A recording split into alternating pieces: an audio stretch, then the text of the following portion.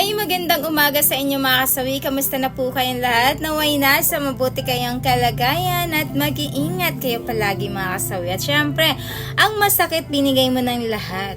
Kahit napagod at puyat na ako sa duty, yung time ko hindi nawawala. Sa kanya umiikot ang mundo ko. Pero parang kulang pa yung umiiwas ka na sa mga taong pwedeng makasira sa relasyon namin. Pero parang hindi niya yun binibigyan ng halaga. Parang maliit na bagay lang ang mahirap kasal kami.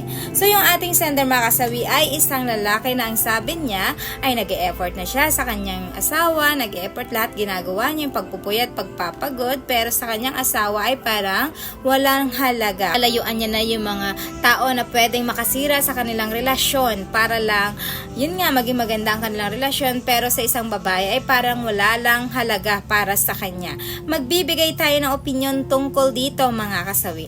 May mga kababaihan kasi na minsan naman talaga na kahit alam nila na sobrang effort na ng kanilang mga asawa, eto ay binabaliwala nila. Kumbaga, in short ay parang deadma lang sa kanila yung mga ginagawa ng isang lalaki, yung talagang para sa kanila ay wala lang yun. Kumbaga parang obligasyon lang yun para sa kanila. Hindi na nila iniisip na bibihira ang mga kalalakihan na nagbibigay ng ganito, na talagang lahat binibigay sa kanya, yung support, yung lahat ng gustong-gusto na isang babae, sinusuportahan siya, pero yung ending ay wala pa rin. Ang hirap naman talaga, lalo kapag mahal mo ang isang babae tapos kasal pa kayo, ang hirap mag-decide na kahit minsan sumusuko ka na, hindi mo nagagawa dahil syempre, ang pinanghahawakan mo ay kasal kayo.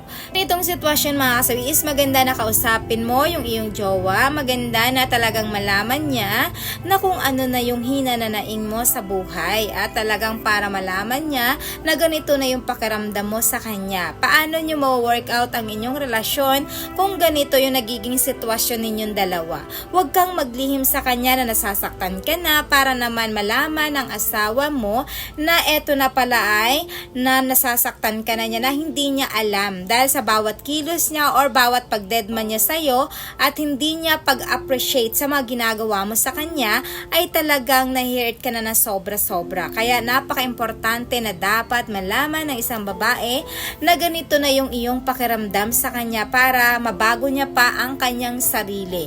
Pero kung lahat ay ginawa mo naman sa kanya, pinaalam mo sa kanya, tapos yung ending ay hindi pa rin talaga siya nagbabago, so ibig sabihin may something na yon. Kasi ang isang babae kapag minsan may pagkukulang naman talaga dahil sobrang kabisihan, hindi na nila nalalaman, pero kapag sinabi mo, ibig sabihin mag-a-adjust yan kung talagang mahal ka pa ng isang babae, may halaga ka sa kanya. Pero kung wala ka ng halaga sa isang babae, ibig sabihin yan, gagawin niya talaga, ipapamukha niya sa'yo na talagang wala na siyang pagmamahal sa'yo para hinihintay ka na lang niya na sumuko ka na lang sa kanya para ikaw na mismo ang humiwalay sa kanya at kumalas at bumitaw kasi hindi ka na niya ipaglalaban pa dahil ikaw lang yung hinihintay niya na bumitaw sa inyong relasyon mga kasawi. So yung aking advice sa ating sender, naway naintindihan mo ang ibig kong sabihin. Maraming salamat po sa patuloy na pagsuporta nyo sa akin sa walang sawang pag-share at pag-comment. Sa mga hindi pa po nakapag-subscribe, pwede na kayo mag-follow para updated kayo sa topic ko araw-araw. Magandang umaga.